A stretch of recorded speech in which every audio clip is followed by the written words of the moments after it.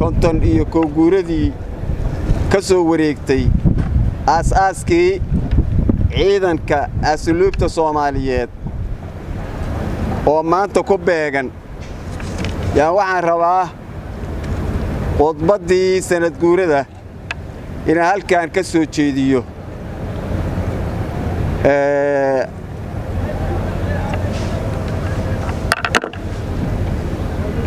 khudbad sanadeedkii sanad guurada konton iyo koowaad ee aasaaska ciidanka asluubta Soomaaliyeed mudanayaal iyo marwooyin waxaan idinku salaamayaa salaanta islaamka salaamu calaykum waraxmatullaahi barakaatuh salaan kadib mudanayaal marwooyin walaalayaal ciidanka asluubta Soomaaliyeed waxaa farxad weyn u ah maanta ka soo qaybgalkiinna sharafta leh ee aad nagala soo qayb gasheen sanad guurada konton iyo koowaad ee ciidanka asluubta Soomaaliyeed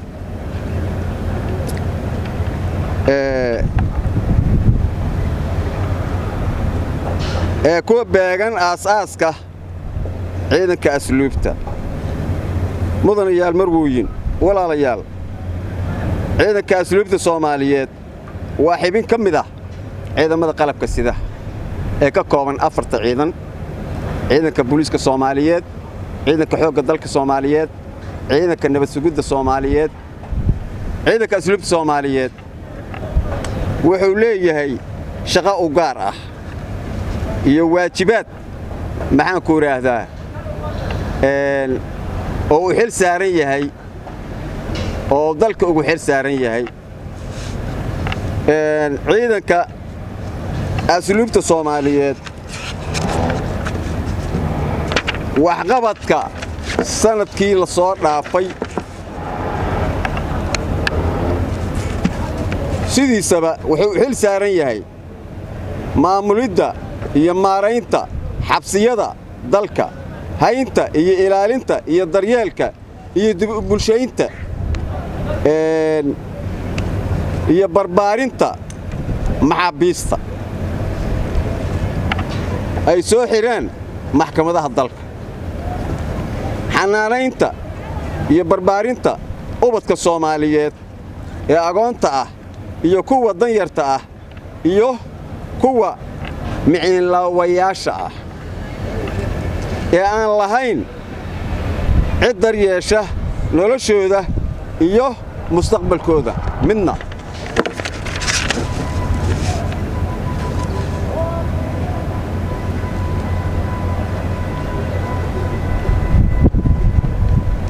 ciidanka asluubta Soomaaliyeed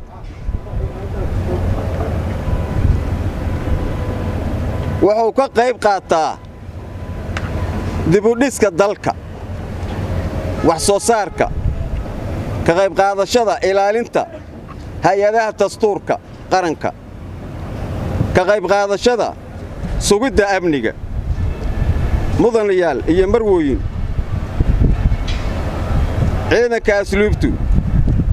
waxa uu shaqada la wadaagaa dhammaan ciidamada hay'adaha qaranka wuxuuna si weyn shaqada la wadaagaa wasaaradda si gaar ah shaqada la wadaagaa wasaaradda cadaaladda wasaaradda waxbarashada wasaaradda diinta iyo awqaafta wasaaradda caafimaadka maxkamadda sare ee dalka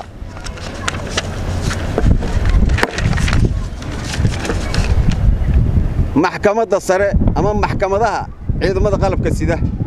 maxkamadda racfaanka maxkamadda gobolka iyo hay'adaha garsoorka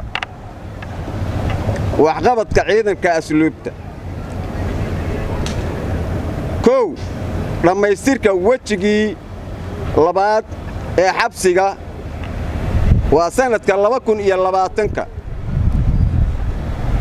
dhammaystirka wejigii labaad ee xabsiga MBCC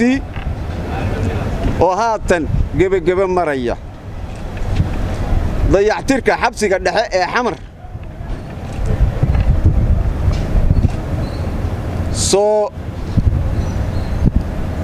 soo wareejinta gidaarka weyn ee xabsiga dhexe dhanka dekedda kordhinta xafiisyada baqaarada lagu soo kordhiyey xabsiga dhexe xamar sanadkii 2020 waa sanadkan hadda maxaan ku soo dhaafnay dayactirka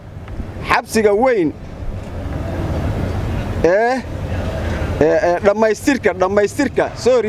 dhammaystirka xabsiga weyn ee gaalkacyo oo haatan waqti gebagaba maraya dhammaystirka xabsiga baydhabo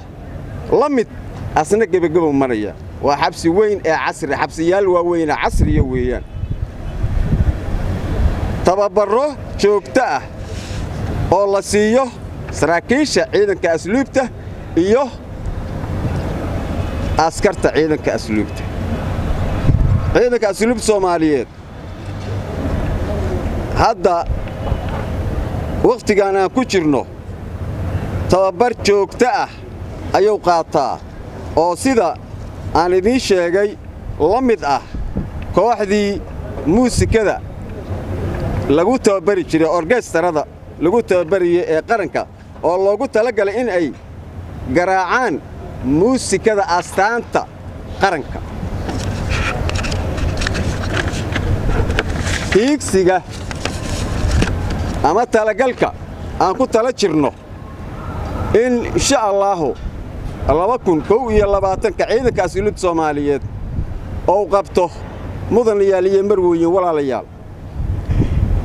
wuxuu yahay oo noo qorshaysan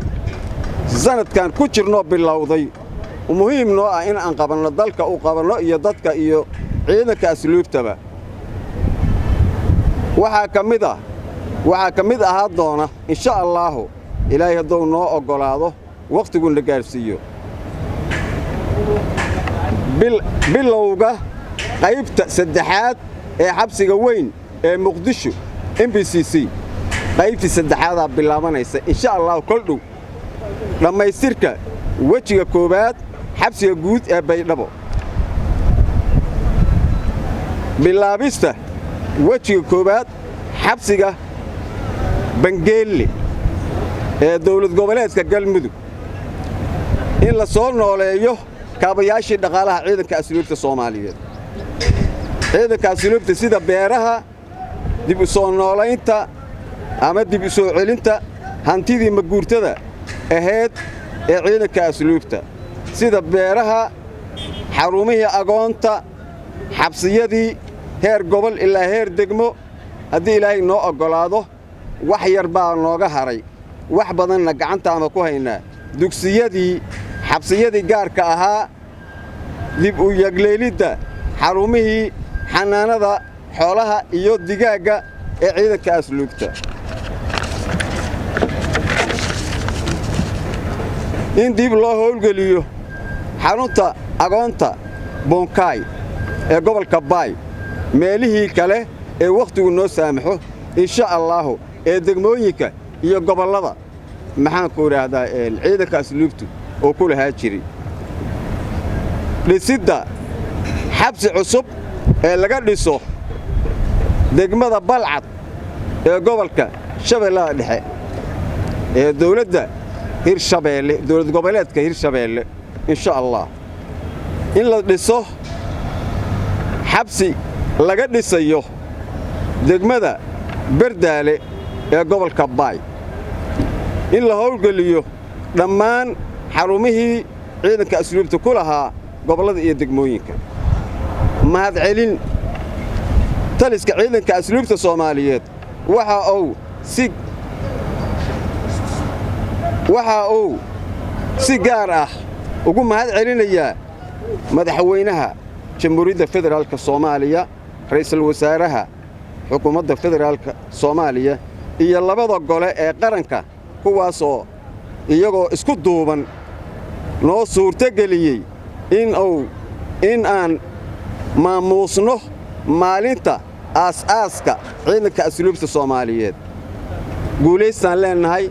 isku duubnidiinna midnimadiinna iyo waxqabadka Soomaali weyn aad u haysaan ee ummaddiinnu ay ku faraxsan tahay sida gaarka ana waayaha kan qaquulka ummadda wadda aad uga hortagteen aad baad u mahadsantii waa idiin mahad celinaynaa isku duubnidiinna iyo wadaniyadiinna hambalyo waxaan halkan uga hambalyaynayaa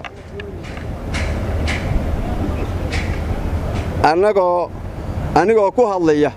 taliyaha ciidanka asluubta Soomaaliyeed oo Allah noo caafiyo hadda caafimaad darro nooga maqan magaciisa magacayga iyo magaca ciidanka asluubtaba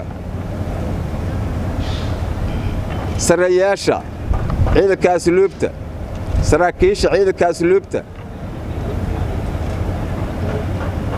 sotofishaalaha ciidanka asluubta alifleyda ciidanka asluubta dableyda ciidanka asluubta iyo caruurtooda iyo xaasaskooda waxaan leeyahay konton iyo kow guurada maanta aad u dabaaldegaysaan ee Ilaahay ku simay inaad u dabaaldegtaan sanadkan sanadkiisa kale iyo sanado badan ee ka dambeeyaba Ilaahay nabad